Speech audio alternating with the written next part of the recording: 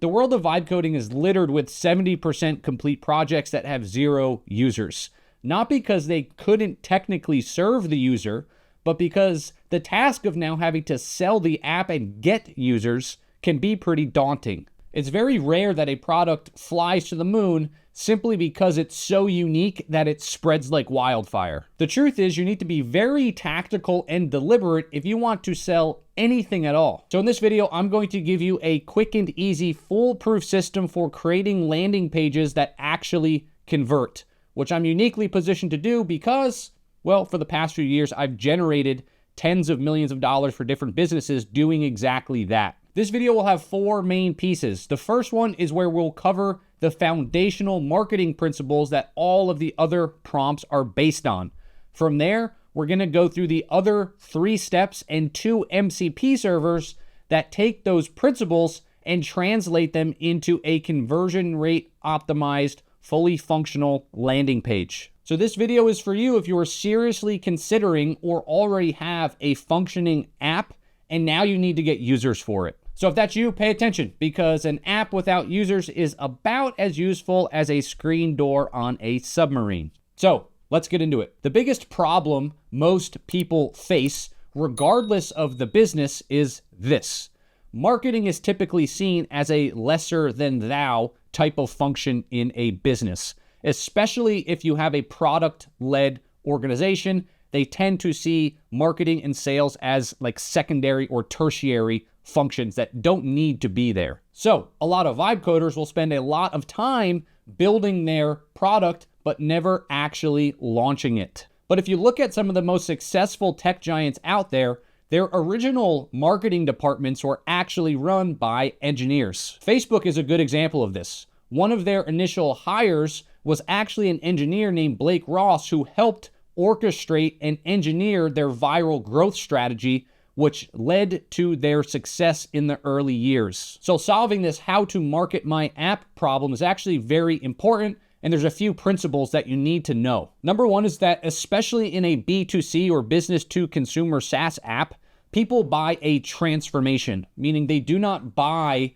the features of your app. They're buying a new version of themselves. And number 2 is that in order to have an AI system successfully bridge that gap between where they are now and the transformation that they want to have, we need to have a very, very clear understanding of who they are exactly. And so, like with all great things today, it starts with a prompt. So this prompt, by the way, will be available for free in the school group in the description below the video. So that being said, let's cover off on the core pieces of this process. And so in this case, we want to build what is called a problem-aware customer avatar. So this system of buyer awareness levels was created by a man named Eugene Schwartz in his book, Breakthrough Advertising. He is known as the godfather, if you will, of modern-day direct response advertising. And it basically states that buyers have a different level of awareness about their problem. And that's important to know because you need to talk to people differently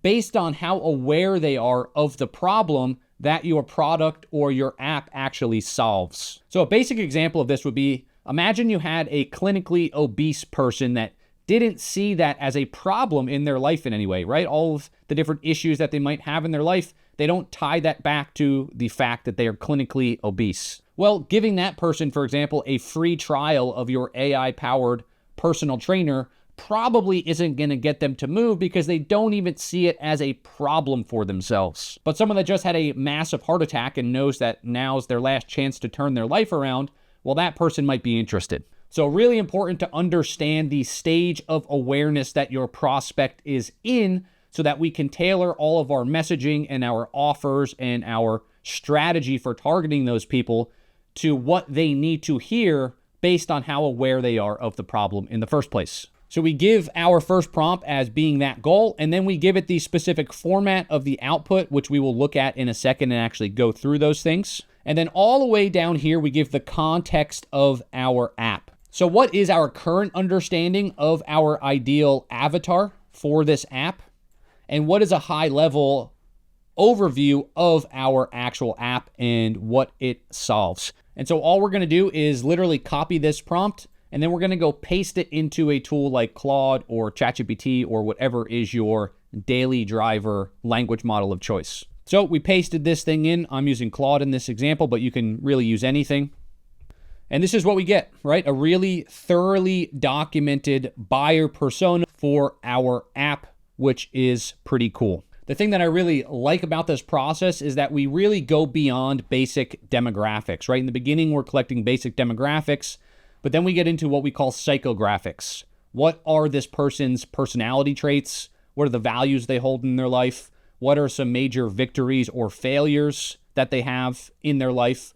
What are the frustrations that they tend to feel every day with regard to the problem that our app solves for? What are their complaints about existing solutions, if any, to this problem? So for example, again, if this was like a personal training app, what are the complaints about using a personal trainer like today in real life? And we just continue going through and pulling out a lot, again, of psychographic information about this person. What are their dominant negative emotions that they feel regarding this thing? What are the dominant positive emotions that they would feel if they solved this problem?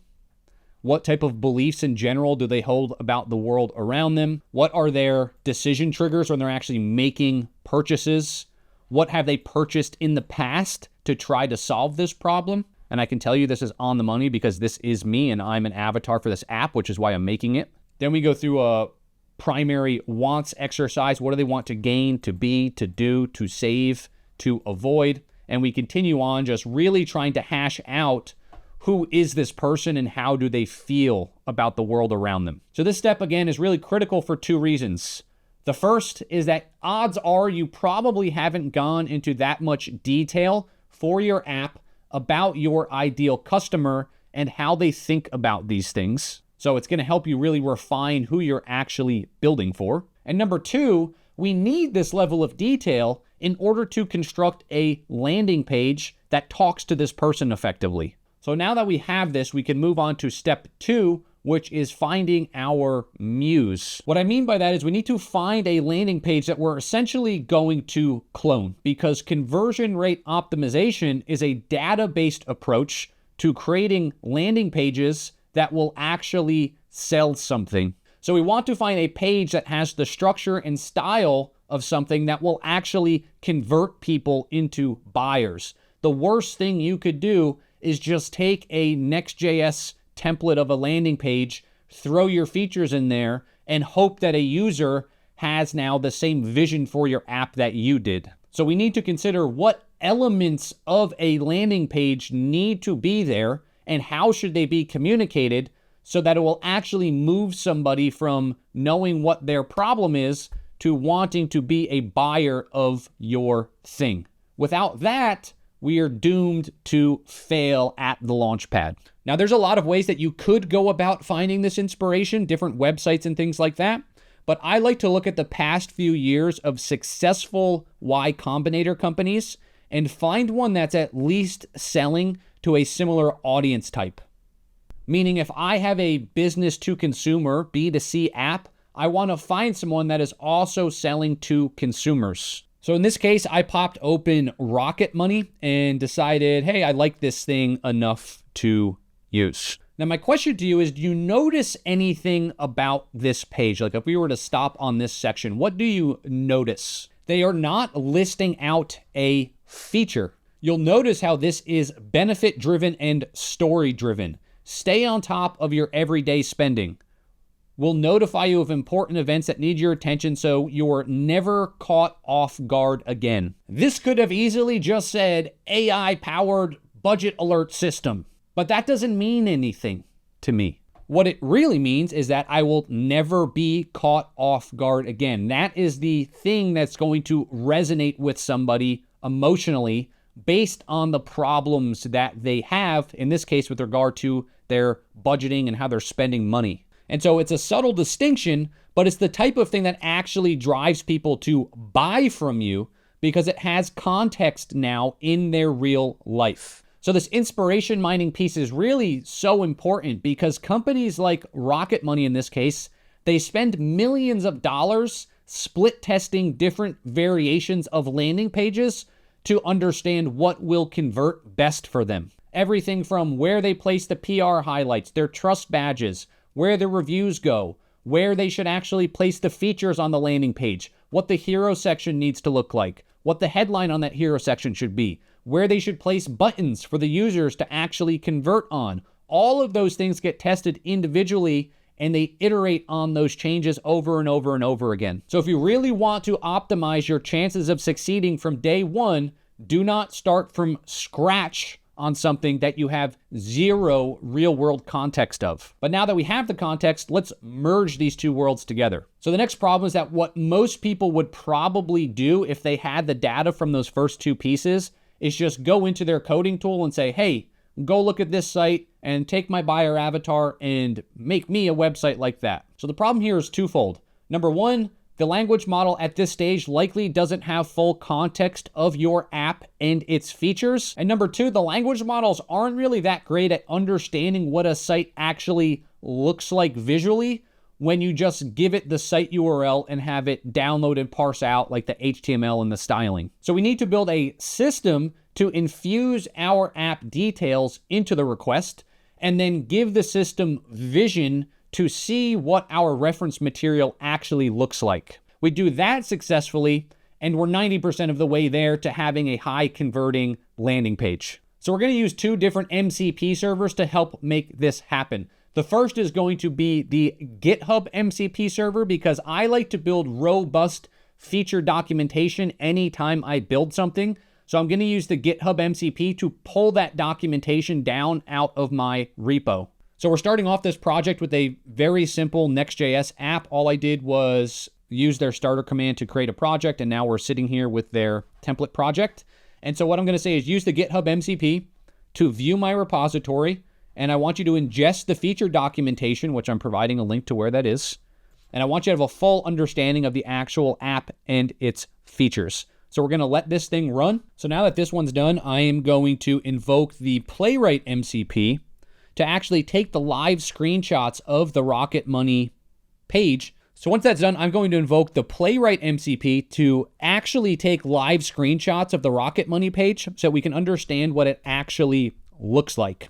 And then after we have both of these pieces, we can give our last piece of context, which is the actual avatar research, and let it ride. And so we have pasted in our last prompt, which I will come through and show you here. So basically we're doing that same format as we did earlier, where we have like our goal and our warnings and our context and all of that. The difference is that we have a different goal now, right? So now it is a conversion rate optimization focused landing page specialists whose job is to adapt basically the landing page with our features and our avatar. And so what we're doing is we are giving it the actual avatar, right? So that output that we got earlier, we're just pasting that in.